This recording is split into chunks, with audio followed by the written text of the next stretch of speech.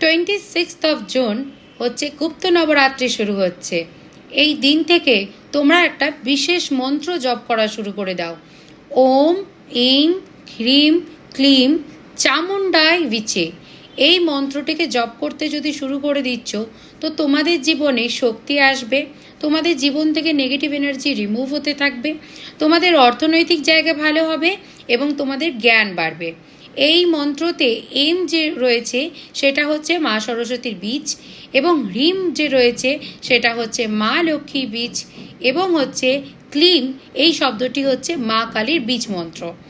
কারণ তুমি যদি নর্মাল এমনি টাকা রোজগার করছো আর জ্ঞানই থাকছে না, তখন কিন্তু সেই টাকাটা তুমি ধরে রাখতে পারবে না, তোমার টাকা কিন্তু বেরিয়ে যাবে। জ্ঞান থাকলে তখন কিন্তু অর্থ আসবে, বাড়বে, বা তুমি ধরে রাখতেও পারবে। এদিকে তুমি অর্থও রোজগার করলে, ওদিকে তোমার জ্ঞানও আছে, কিন্তু যদি শক্তি নেই তাহলেও সেখানেও কিন্তু তুমি টাকা ধরে রাখতে পারবে না।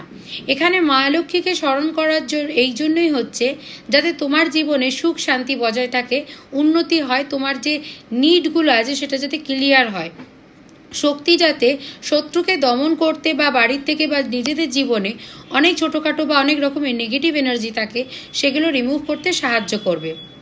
সরস্বতী মন্ত্র এই জন্য যাতে তোমার জ্ঞান নলেজ সেগুলো যাতে বাড়তে থাকে এবং যাতে তোমার ভাগ্য সেটাও যাতে ভালো হতে থাকে।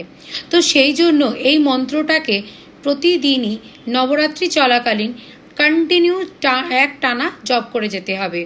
সকালবেলায় 108 বার, সন্ধেবেলায় 108 বার, এবং হচ্ছে রাত্রিবেলায় ঘুমোতে যাওয়ার আগে 108 বার এই মন্ত্রটিকে জপ করবে।